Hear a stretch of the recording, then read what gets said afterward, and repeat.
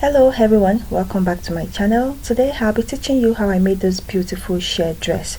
This is actually for a little girl, but regardless of whom you're making it for, whether an adult or a kid, it is the same process. All you need is just a piece of fabric and the shirring elastic. The shirring elastic is an elastic thread that is used to make stretchy decorative stitches on your garments. So to start, the measurements you are going to need are the length of the dress and then the higher of your bust hips measurement. But if you're making this for a kid that doesn't have any curves yet, you'll need the circumference around the body and the length of the dress. So once you get the measurement around your body, you multiply the measurement by 1.5. that is, you're adding half of that measurement to your actual measurement. You can also multiply your measurement by 2. It depends on how firm you want the dress to be on your body, but the least that you can do is 1.5, that is your body circumference times 1.5. So you mark this on the fabric and then you also mark your desired length on the fabric.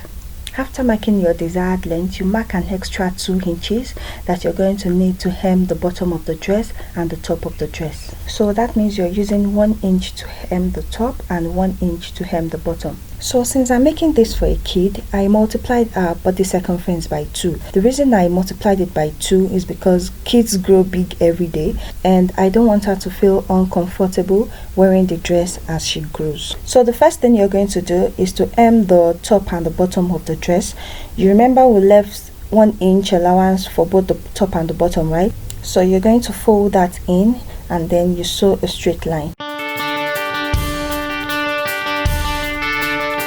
After hemming the fabric, you turn your fabric to the right and then you determine how many inches you want to share on the fabric. Okay, for me on this dress I want to share just about 9 inches, so I'll be measuring 9 inches from the top of the dress. Okay, and then I'll be marking it. If you like, you can share the whole length of the dress. It actually depends on the style you want to achieve. So one thing peculiar to shirring is that we'll be sewing on the right side of the fabric as against the wrong side, which we do on our regular sewing. So now I'll be drawing straight lines within the portion that I want to share.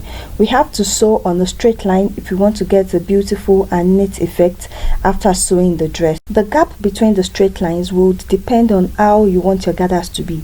If you want it to be full, you need a gap that is not more than 0.5 inch between each of the straight lines, and if you want it to be scanty, you can do 1 inch or 2 inches between each straight line. So what I'm doing here is to mark points of 0.5 inch gap on the fabric, which I'm later going to draw into a straight line. This is actually the best method if you want to get a professional and neat outcome. Okay, but if you're very good at sewing on straight lines, then you may not need to do this. So here I have 17 straight lines. That means I'm going to sew 17 lines within that part that I want to gather. Okay, it can be a bit tiring, yeah, but when you start to see the beautiful gathers effect, I'm sure that you're going to love it. So after gathering the fabric, the next thing I'm going to do is to fold the fabric into 2, right side facing right side. Then I'm going to sew straight down. So guys, I want the dress to have straps, so I've cut out 4 pieces of fabric that's about 2 inches wide and then 26 inches long. Okay, so to sew the strap, I'll be folding it, that is right side facing right side, and then I'll sew straight down, after which I'm going to turn it inside out. Okay, and then I'll be attaching it to the dress. Let's go and sew the dress, guys. So now what you're going to do is to unwind the elastic thread onto the bobbin.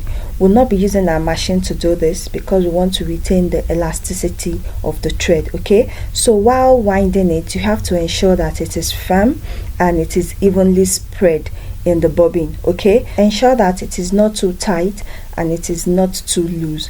Okay, so depending on the number of gathers that you want to make, you can wind 2 bobbins. Okay, so that when you run out of thread while sewing, you can pick the other one. So once you're done hemming your fabric with your regular thread, you're going to put your bobbin, the one with the elastic thread, inside the bobbin case. Okay, and then you put it inside of the shuttle and you pull it up.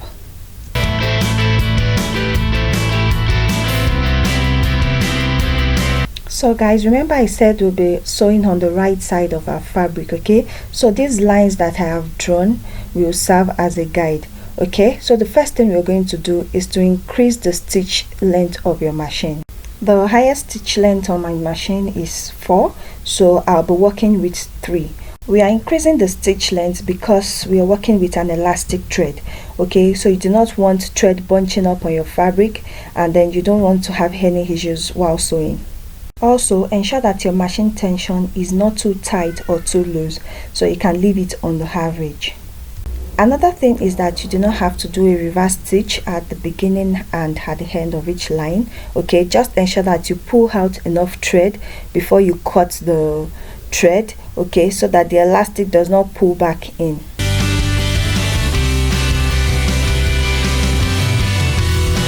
So looking at this now, I'm already seeing the gathers effect even on line 1, okay? So when you start to sew line 2 and the subsequent lines, ensure that you flatten the fabric, okay? So you're going to put both hands to use here, okay? You're going to stretch the elastic, okay? Don't pull your fabric, just stretch the elastic so that the fabric can be flat, and then your machine will do the sewing. So you do this while sewing all of the lines, okay? You can try and listen to some music while doing this so that you don't get bored.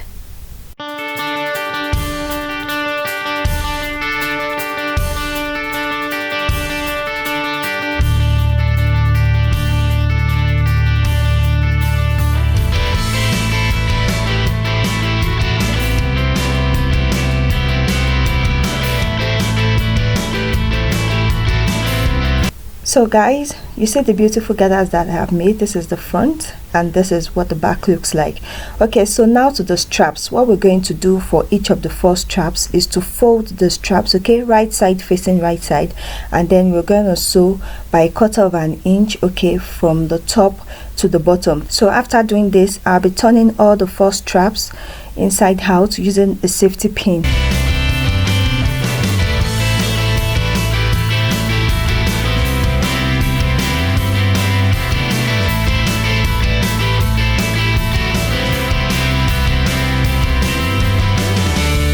So now I'll be marking 4 points at the top of the dress, and then I'll place the straps on those points and then I'll sew it down.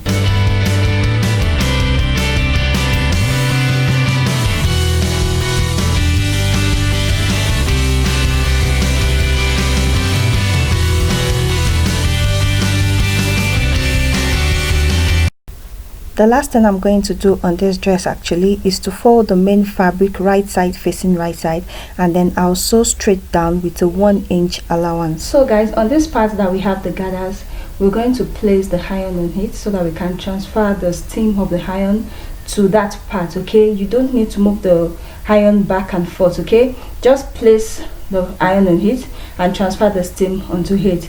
If you don't have a steam iron, you can first of all wet the fabric with some water, and then you place your iron on it so that you can transfer the steam to it. Thank you guys for joining me today. Thank you for watching this tutorial. Please subscribe to my channel. See you next time. Bye.